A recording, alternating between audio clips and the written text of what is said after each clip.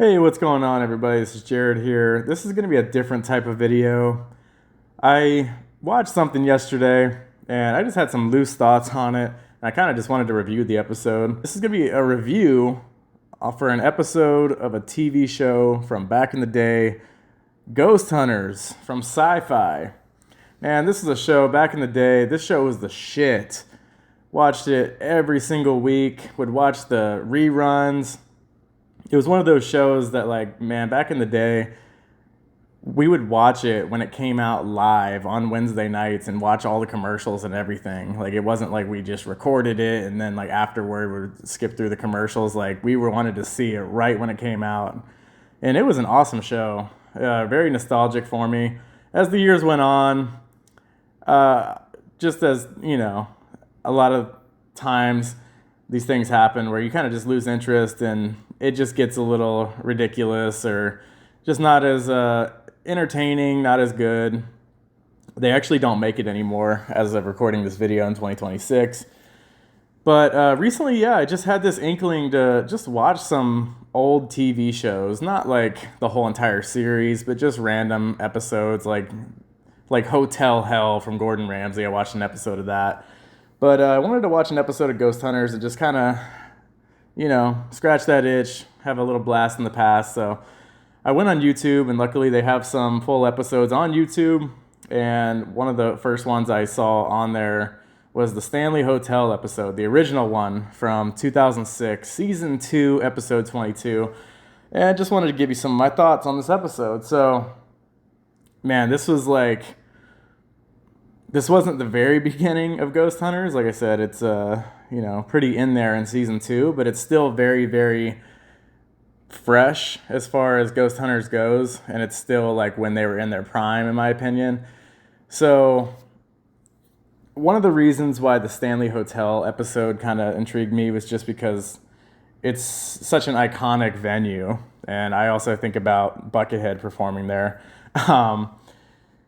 But went ahead and threw the episode on, and it's very interesting. It's before HD, it's before widescreen and all that. So like you're watching the episode, and you still have you have like the squished up screen that you would watch these episodes on these old TVs, and I'm glad they didn't stretch it to make it fit the formatting of how YouTube and most TVs are nowadays. It makes it better, in my opinion. Keep it to the original settings. So, just seeing that opening intro, man, it was just such a iconic blast from the past. Just seeing them introduce the characters and just their their goofy little screenshots they take of them, like Grant turning around and just like making a goofy ass face, but.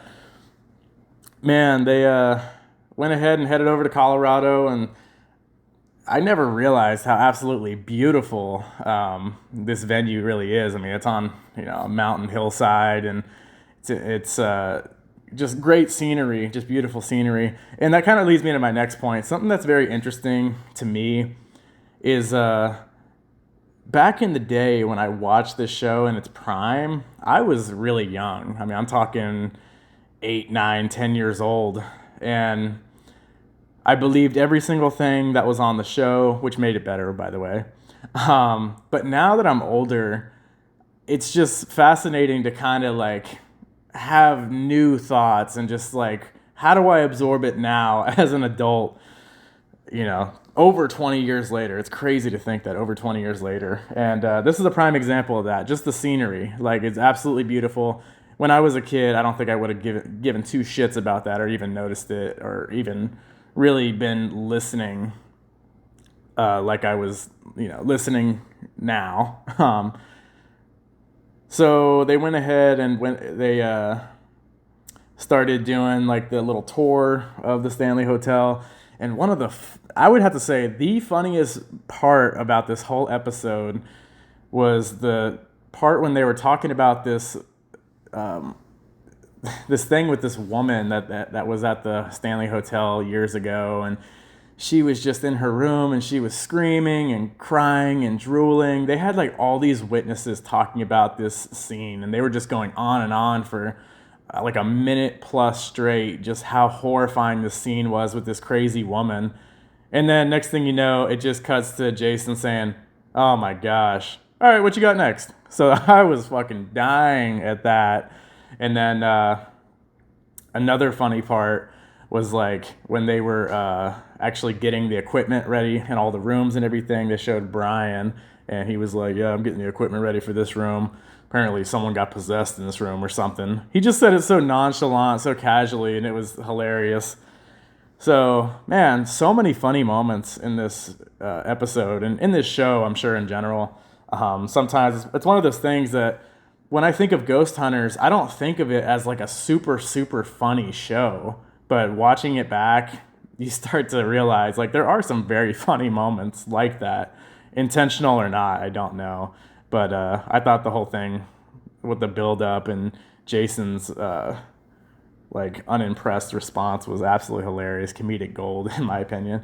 But yeah, they went ahead and started the investigation, and they had some moments, of course, where they had some paranormal activity and interesting stuff. But it's one of those things. As an adult, do I believe every single thing that I see and hear on this show? Absolutely not.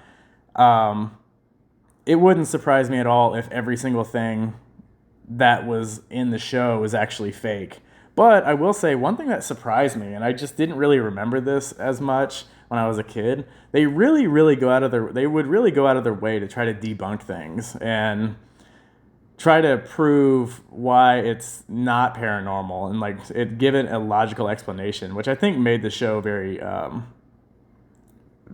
original in that regard. Because I think about like Ghost Adventures, which was like, it was so not believable. I don't remember them really debunking anything. It was all just like they would go in there and they would just get like a gajillion pieces of evidence. But anyway, I think that really sets Ghost Hunters apart. Was they really tried to go out of their way to debunk things. So yeah, I found it interesting. Just watching Jason and Grant, you could just tell that they really are the head honchos of the whole thing, and I mean mainly Jason. But I just never. Once again, another thing I realized as an adult, like there's really some social politics that went on with that whole group and that whole show. Like you could tell that some of the others in the group were not in good social standing, such as Brian. Like in this particular episode, he had been back on the crew for a little while at that point, but he was gone for a little bit before that. And he was one of the OG members, and I remember I loved him. He was like hilarious. I mean, I do remember him being really funny, just because he was a goofball.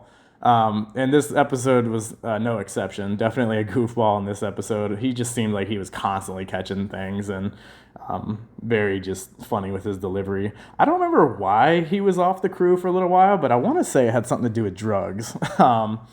But anyway, interesting to see him back and him talking to Jason and them kind of bonding and having like a serious conversation. That leads me to my next point.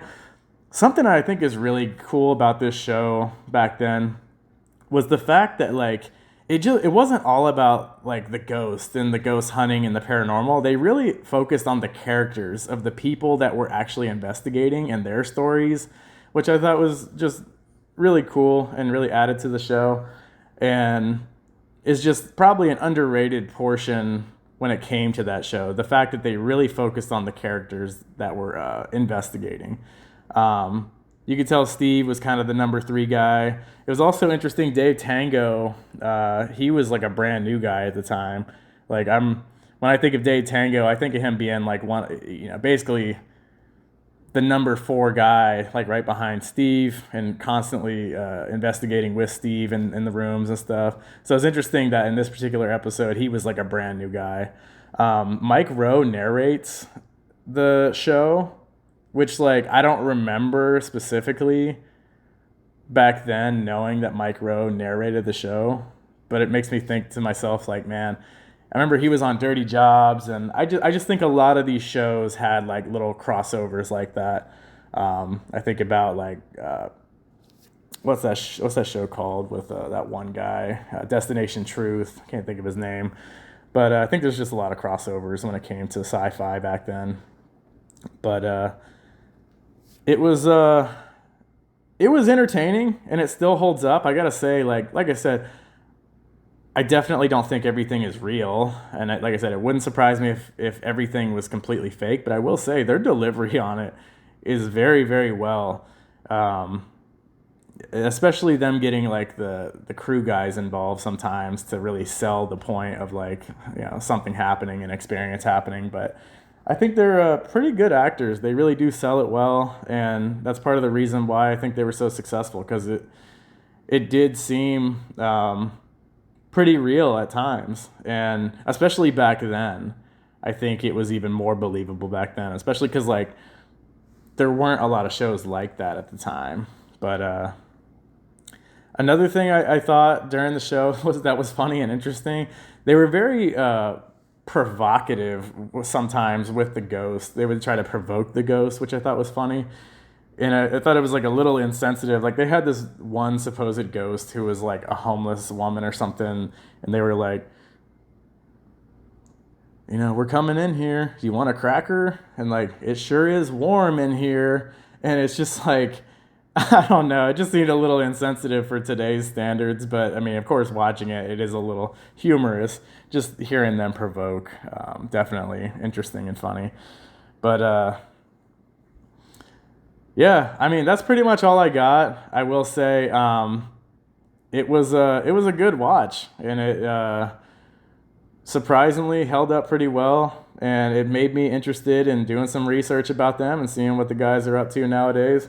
One of my favorite shows back then. It was a great show, and yeah, I guess this particular show aired on May 31st, 2006, and I remember like when they were recording and showing the recordings from that particular investigation. It was early in the year, so I mean, man, pretty quick turnaround to doing the investigation early in the year and recording and all that stuff, and then getting the episode out like 2-3 months later. That's a pretty quick turnaround, so pretty impressive. But man, that's pretty much it. Ghost Hunters, very random video. I know it's not really a video; it's a podcast, audio only. But I just had some thoughts that I wanted to get off my chest. So hope you enjoyed. Please comment, like, and subscribe, and I'll see you on the next one.